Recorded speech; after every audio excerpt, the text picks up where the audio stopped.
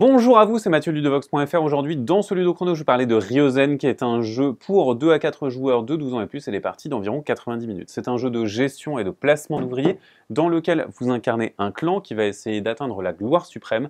Vous êtes dans un royaume qui va être plongé dans des sortes de ténèbres, parce que le phénix retourne dans son palais, s'endort pendant 3 jours, 3 manches que vont durer le jeu. Et donc, au terme de ces 3 manches, le clan qui aura accumulé le plus de faveurs sera sacré meilleur clan, remportera la partie. Vous avez donc votre clan avec vos kin, qui sont vos ouvriers, que vous allez venir placer autour du palais dans des secteurs. Ces secteurs vont activer des pouvoirs, mais vont vous donner de l'influence qui vous permettra de gagner des ressources supplémentaires et également des points de victoire. Alors on va jouer donc en manche, et une manche va être constituée de 3 phases, la phase de jour, la phase de nuit et la phase d'aube. Pendant la phase de jour, les joueurs vont jouer tour à tour en partant du premier joueur, et ils vont placer leur kin sur des emplacements libres du plateau. Je place un kin, le joueur suivant place un kin, et ainsi de suite, jusqu'à ce que tout le monde ait placé ses kins. On va pouvoir placer ces kins sur les 6 secteurs autour du plateau, dans des emplacements libres, pourvu que vous puissiez en payer le coût éventuel. On va également avoir la possibilité de placer ces kins sur le palais du phénix, pour obtenir des effets sur lesquels je reviendrai un petit peu plus tard. Lorsqu'on va placer son kin, on a le choix de le placer face visible, comme ceci, ou alors face dissimulée. Pour ce faire, il faudra payer une pièce d'or et la remettre à la réserve, et ça vous permettra notamment de protéger votre kin, mais aussi de gagner plus d'influence pour la nuit, et donc d'espérer avoir de meilleures récompenses. Lorsqu'on place son kin, on peut également avoir des effets. Au début de la partie, on va commencer avec seulement un kin avec un effet particulier, c'est un guerrier, et ce guerrier, il va blesser un kin adverse, et donc le kin adverse, soit il sera révélé s'il était du côté dissimulé, et s'il était déjà révélé, il va aller au palais sans aucun effet. On va pouvoir recruter de nouveaux kins en allant ici à la maison des clans, et donc avoir des pouvoirs asymétriques qui vont se débloquer petit à petit. Donc c'est mon tour, je vais jouer un de mes kins, je vais le placer ici. Je choisis cet emplacement, cela va me donner une étincelle que je vais collecter depuis la réserve, et ensuite je vais pouvoir défausser un de ces événements. Ces événements, ils se déclencheront pendant la phase de nuit. Je vais donc regarder l'événement qui pourrait le plus m'affecter, je vais le choisir et le défausser, et ensuite, mon tour est fini, on peut passer au joueur suivant. Ici, on va avoir une piste qui va vous permettre de trancher notamment les égalités. Ici, vous allez avoir la possibilité d'explorer des villages pour avoir des bonus, mais également d'avancer pour également collecter des bonus.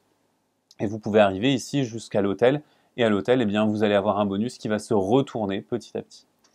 Ici, dans les sources, vous avez la possibilité de payer des parchemins pour acheter des cartes. Lorsque vous achetez ces cartes, vous devez en payer le coût, vous les récupérez, vous débloquez un pouvoir jusqu'à la fin de la partie, et en plus, vous avez des points supplémentaires. Ici, vous allez pouvoir révéler des nouveaux kins depuis votre pioche et les placer ici et acheter de nouveaux kins. Et enfin, vous pouvez vous placer sur le palais du phénix. Lorsque vous vous placez sur le palais du phénix, vous avez la possibilité soit de gagner n'importe quelle ressource et de faire tourner le palais d'un cran, soit vous avez la possibilité de payer une étincelle pour copier un des effets des zones marquées par les surbrillances ici, et ensuite faire tourner le palais d'un cran. Voilà pour les actions de jour qu'on va pouvoir trouver. On va jouer toutes nos actions de jour, tous nos kins, et une fois qu'on a terminé, eh bien, on va tout simplement pouvoir passer à la phase de nuit. Pendant la phase de nuit, on va appliquer les événements qui n'ont pas été défaussés, et ensuite, on va regarder l'influence de ce quartier.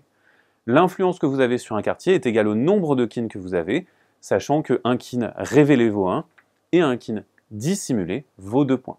Le joueur qui a le plus d'influence va récupérer un éclat de lune, qui va être une des façons de marquer des points de victoire, et en plus un bonus. Ce bonus peut être en points de victoire comme ici ou ici, mais il peut également être en ressources. Une fois que vous avez fait ce décompte, vous avez décompté ce quartier, on peut passer au décompte du quartier suivant.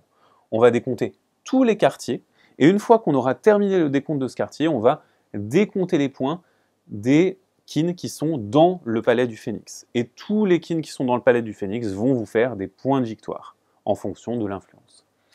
Une fois que vous avez fait ça, c'est la phase d'aube, tout le monde récupère ses kins, et ensuite, eh bien, vous allez pouvoir passer à la manche suivante. Et donc, vous allez faire ça un total de 3 fois, après quoi le joueur qui a le plus de points de victoire remporte la partie. Sachant que en fin de partie, eh bien, vous avez du scoring supplémentaire en fonction des différents éclats de lune que vous avez, des ressources qui vous restent et des cartes révélations que vous aurez accumulées. Attention, vous avez la possibilité, grâce à vos kins, de manipuler le jeu, notamment grâce à leur capacité. Par exemple, avec les guerriers, vous pouvez libérer des emplacements. Avec d'autres, vous allez pouvoir dissimuler des kins que vous veniez déjà de placer face visible, et ainsi de suite. Vous avez donc la possibilité d'utiliser les kins non seulement pour avoir de l'influence qui vous permettra de marquer des points, mais également pour perturber le jeu de vos adversaires. Voilà pour Ryozen, c'est donc un jeu de placement d'ouvriers dans lequel on va se servir au mieux de nos personnages, de nos kins, pour utiliser leurs pouvoirs, mais aussi pour constituer des réserves d'influence afin de marquer des points. Maintenant, c'est à vous de jouer, à bientôt sur ludovox.fr.